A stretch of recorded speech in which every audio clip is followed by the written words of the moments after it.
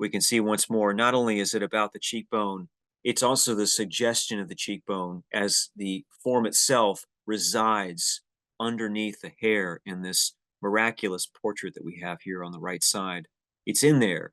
Try to take on this vast surface. It's such an interesting surface to study, isn't it? It's so fascinating because you have to understand so much about the way the nose is placed, like an island on this wave that's traveling from zygomatic up through the arch of the maxilla bone. That's our wave, and that's why I'm calling this plane curved, because it's going to arc back in space, because that's what the skull is doing. It's a transition from front to side, and that is exactly what this thing is doing. It's transitioning from the front to the side in a way that is continuously fascinating. You'll see as you look at even a skull of your own that there really is a profound ellipse in that region. And below that, a conical form, which is where I am right now. That's the mastoid. This is the one you felt behind your ear. And I'm contending in this workshop, and generally in my practice, that I need this to be a part of the component structure, that this is rolled up into that. They're part of the same network.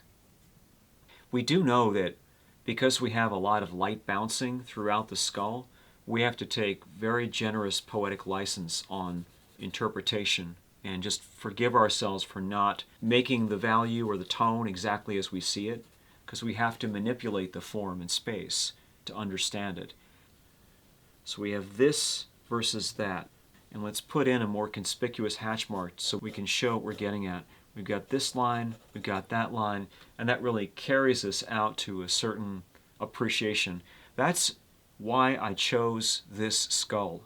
And it is a thing that we can then draw inspiration from, because now it's a lot more challenging in some respects to get that same phenomenon to play out on this side. But not impossible, because we have the guidance of that. And a lot of what we see going on the near side is going to be the test of symmetry. You can see that my initial interest in this is very relevant to the zygomatic as the key seminal form for perspectival clarification in the head. If these are evident in your thought process, your portraits are always going to feel three-dimensional. And if it isn't evident, it's going to be very difficult for you to find that three-dimensionality elsewhere. This is part of what makes a block-in so improvisational, that when you're doing it, you've got to stoke the enthusiasm and awareness in your eye, or your mind is going to go in a different direction, and you may well disengage in what is supposed to be an exhilarating experience.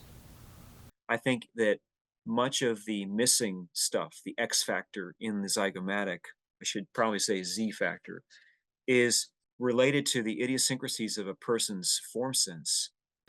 At the outset, I could start with a box. As I look at that form, there's that topish plane in through there, keeping in mind that I have ear back in that section and that I have eye socket up in through here. Your idea is to organize to what extent, to what degree you're seeing the model rotate. I now want to talk about the movement that we would see here in the zygomatic. One thing I want to do for you is to give you some kind of clear overview of ways of conceptualizing this form, because it is so conceptually interesting.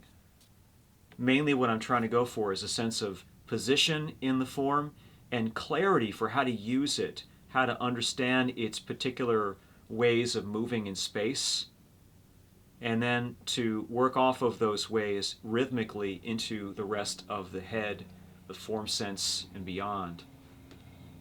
We're looking for something that would be evident right around here, and that is why I want to add one more cut in the zygomatic. So much of your perspective in your head, I think, is discovered and maintained through zygomatic. It's there. The whole thing is there. Essentially, if you go deeper, it is indeed a passageway from mastoid under here. You see, as I think about mastoid, tragus, zygomatic, socket, we're looking up and over. That's why I've indicated this marker right here, to drop and communicate the connection back to not only the tragus, but down to the mastoid in a study such as this one, because if you can do that, then you can isolate not only the form and depict it with confidence, but you can also isolate your thinking on it so that when you encounter it in a different iteration on a very special face in the future, you'll know what to do because you took the requisite time to go in here and contemplate it. We essentially have a different version of a mastoid right here. We got one mastoid looking down, the other mastoid looking up. And that's what I would do for a constellation. It's like having a coin on an axis like that. It's one of the reasons why the oval is such a beautiful thing to utilize, because it pulls together the forms around the angle of the jaw right there and this frontal portion, this crazy mysterious zygomatic region. When I put that together, the territory that I'm getting in the white, that territory is zygomatic. And that's the way I've always thought about it. It has always been greatly assisted by being squeezed by the body. The staple really is hammering into the interior of the head.